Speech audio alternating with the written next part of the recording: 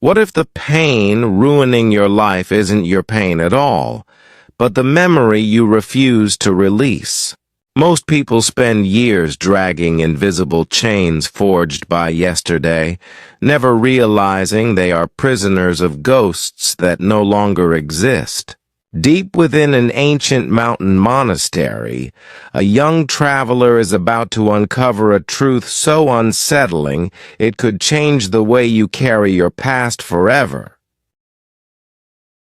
There is an old Zen saying that few truly understand. It speaks of a burden so invisible that people carry it for decades without noticing. A burden that quietly steals peace, joy, and freedom. A burden that follows them into every relationship, every dream, every new beginning.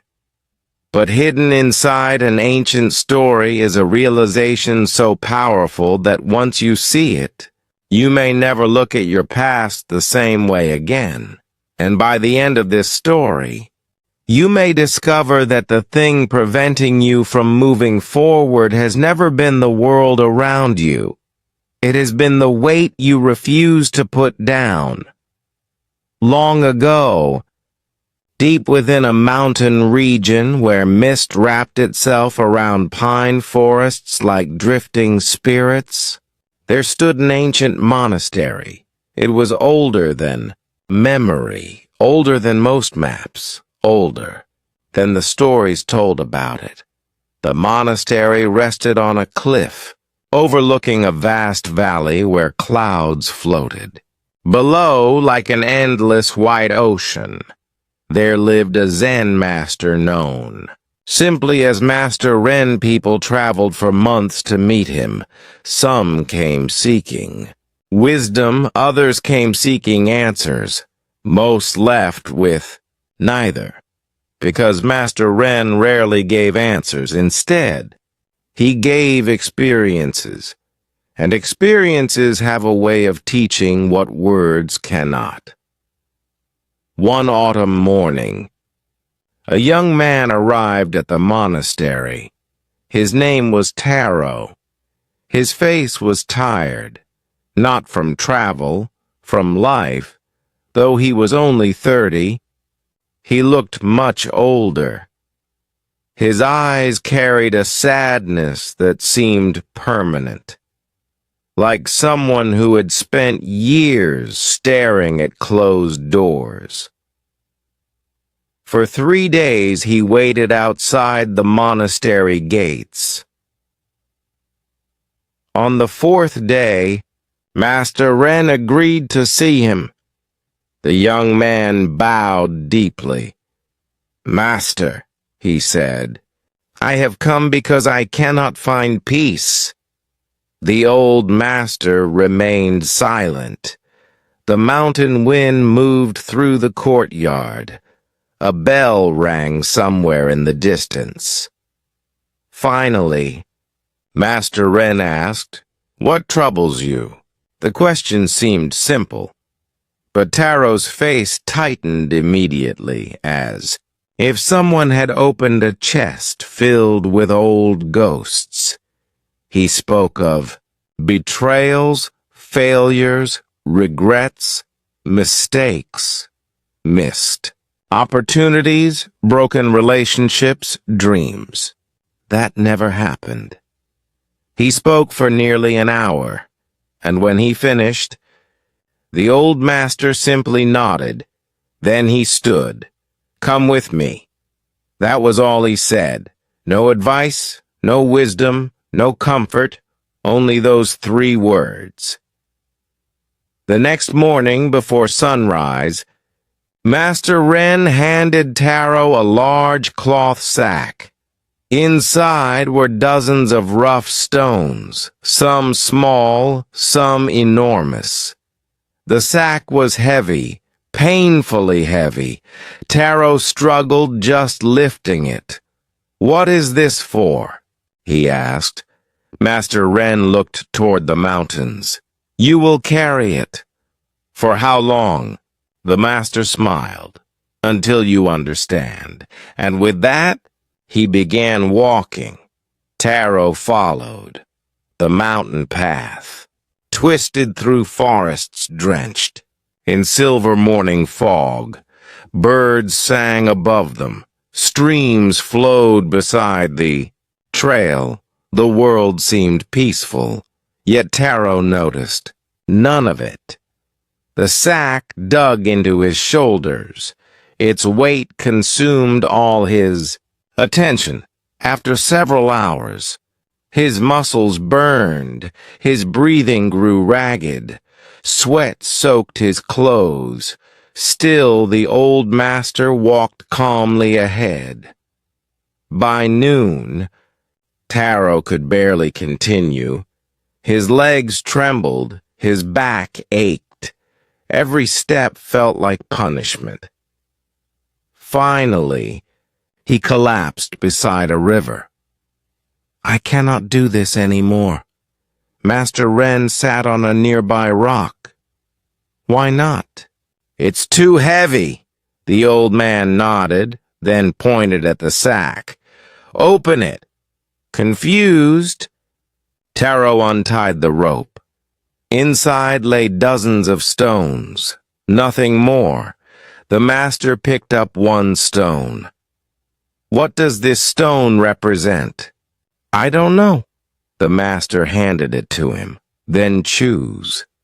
Taro stared at it. Eventually he whispered, My father's disappointment.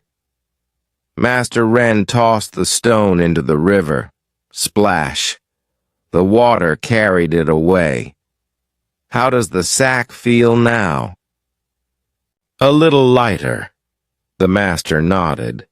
Then he pointed to another. Stone. Taro picked it up. My failed. Business. Splash. Another stone disappeared.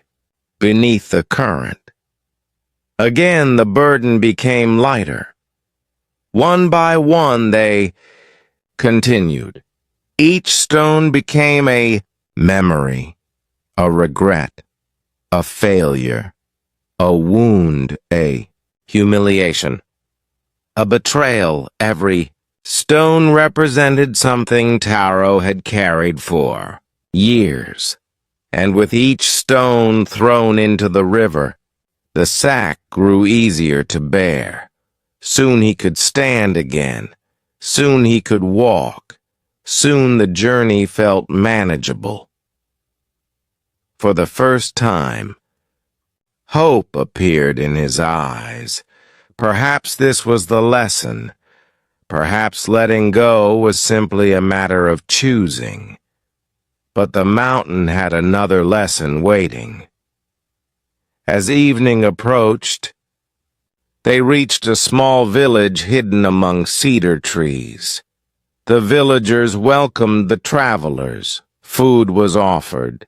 Tea was served. A warm room was prepared. That night, Taro slept deeply. The first peaceful sleep he had experienced in years. When morning arrived, he felt different, lighter, freer, renewed. Then, he looked beside his bed. The sack was full. Again, every stone had returned, exactly as before. His heart sank. This is impossible. Master Ren stood outside, waiting. The journey continues. Anger erupted inside Taro. Why are the stones back? The master began walking. Because you brought them back. The answer made no sense. Yet the old man offered no explanation. The second day proved harder, not because the sack was heavier, because Taro now knew what each stone represented. Every step reminded him of something painful. His mind replayed old failures, old mistakes, old losses, old embarrassments. The mountain trail became a theater of memory. Hours passed. The burden felt unbearable. Not on his shoulders, inside his mind, near. Sunset, they reached a high ridge overlooking the valley. The sky burned orange and gold. Clouds drifted beneath them. The view was breathtaking, yet Taro barely noticed. His attention remained trapped inside his memories. Master Ren pointed toward the horizon. "What do you see?" Taro sighed. "Mountains. And beyond them?" "More mountains." The master nodded, then asked quietly, "Why do you keep looking backward while life continues forward?" The question lingered in the air, but before Taro could answer, the master continued walking. That night, he barely slept. The words haunted him. "Why do you keep looking backward while life continues forward?" The next morning they entered a dense forest. Ancient trees towered above them, their branches blocked the sun. The world became dim and silent. Hours later they reached a clearing. At its center stood a perfectly still pond. The water reflected the sky like a mirror. Master Ren stopped. "Look into the pond." Taro stepped forward. He saw his reflection. Then he noticed something strange.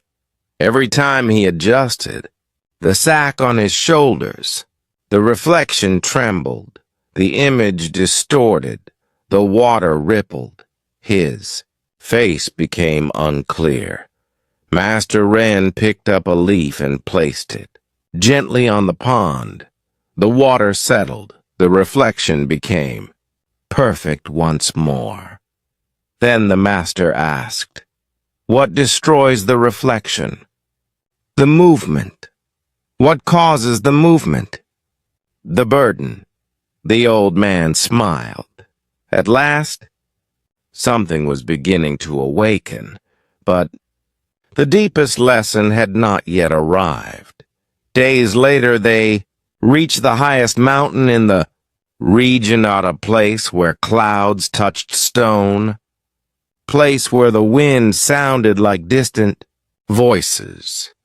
There stood an ancient tree, alone, weathered by centuries, its trunk twisted by countless storms. Yet it remained alive, strong, unbroken. "Master."